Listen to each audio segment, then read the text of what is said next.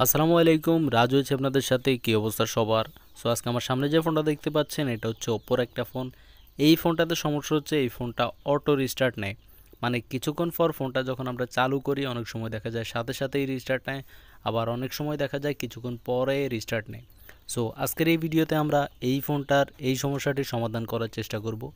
So কথা বাড়াবো না, চলুন শুরু করা যাক আমাদের আজকের এই ভিডিও। ফোনে অটো রিস্টার্ট নেওয়ার বিভিন্ন কারণ রয়েছে। ফোন যদি ওপ্পো অথবা রিয়েলমি হয় তাহলে ফোনের বেশিরভাগ ক্ষেত্রে দেখা যায় ভলিউম আপ ডাউন বাটনের সমস্যা হওয়ার কারণে এই অটো রিস্টার্ট নেয়। এছাড়া যদি ফোন শাওমি অথবা পোকো ফোন হয় সেই ফোনগুলোতেও বেশিরভাগ ক্ষেত্রে সিপিইউতে সমস্যা হওয়ার কারণে অটো রিস্টার্ট নেয়। তো এই ফোনটাতেও আমি ধারণা করতেছি যে ভলিউম বাটনের সমস্যা। সো আমি ফোনটা পুরোপুরি খুলে তারপর ভিডিওটা আবার রেকর্ড করতেছি। সো আপনারা দেখতেই পাচ্ছেন আমি ফুললি ফোনটা খুলে ফেলেছি অ্যান্ড খুলে কিন্তু আমি একটা সমস্যা পেয়েছি এই ফোনটাতে অ্যান্ড সেটির সমাধানও করেছি। আপনাদেরকে যদি আমি একটু ভালো করে দেখাই তাহলে আপনারা দেখতেই পাচ্ছেন এখানে উপরের যে ভলিউম বাটনটা আছে, মানে যেটা হচ্ছে প্লাস ভলিউম বাটন, সেটা কিন্তু আমি নতুন এখানে লাগিয়েছি। মানে পুরনো যে ভলিউম বাটনটা ছিল আপনারা দেখতে পাচ্ছেন কিনা, এটা আমি রিমুভ করে এখানে একটা নতুন ভলিউম বাটন লাগিয়ে দিয়েছি।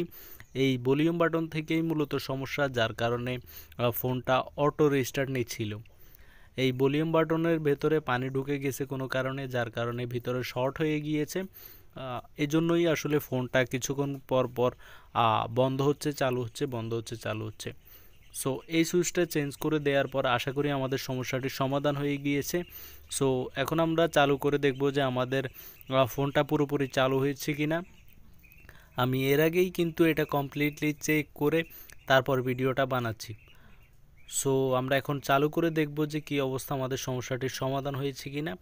অ্যান্ড আশা করি এই ধরনের ফোনগুলোতে ওপ্পো অথবা রিয়েলমি ফোনগুলোতে বেশিরভাগ ক্ষেত্রে 80% ফোনেই কিন্তু আসলে ভলিউম প্লাস এবং মাইনাস দুটোর যে কোনো একটা থেকে সমস্যা হতে পারে। আবার কিছু কিছু ফোনে কিন্তু দুটো বাটনেই সমস্যা হতে পারে। সো প্রথমত আপনারা যেটা করতে পারেন, প্রথমত ফোন খোলার পরে আগে দেখবেন যে ভলিউম বাটনগুলোতে কোনো সমস্যা রয়েছে কিনা। যদি ভলিউম বাটনগুলোতে কোনো সমস্যা থাকে তাহলে বাটনগুলো চেঞ্জ করে দিলেই আপনার ওপ্পো অথবা রিয়েলমির অটো রিস্টার্ট প্রবলেমের সমাধান হয়ে যাবে ইনশাল্লাহ।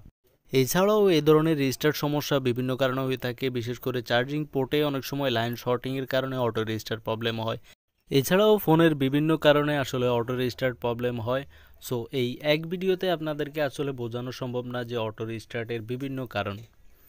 সো আশা করি আমাদের সমস্যাটির সমাধান হয়ে গিয়েছে। আমাদের ভলিউম বাটন দুটোই কিন্তু খুব সুন্দরভাবে কাজ করতেছে, তার মানে আশা করা যাচ্ছে যে আমাদের সমস্যাটির সমাধান হয়ে গিয়েছে। সো গাইস, আজ এ পর্যন্তই। ভিডিওটি ভালো লাগলে লাইক করবেন, বন্ধুদের সাথে শেয়ার করবেন অ্যান্ড অবশ্যই আমাদের চ্যানেলটি সাবস্ক্রাইব করে পাশে থাকা বেল আইকনে ক্লিক করে রাখবেন পরবর্তী ভিডিও নোটিফিকেশন সবার আগে পাওয়ার জন্য। আজ এ পর্যন্তই, ধন্যবাদ।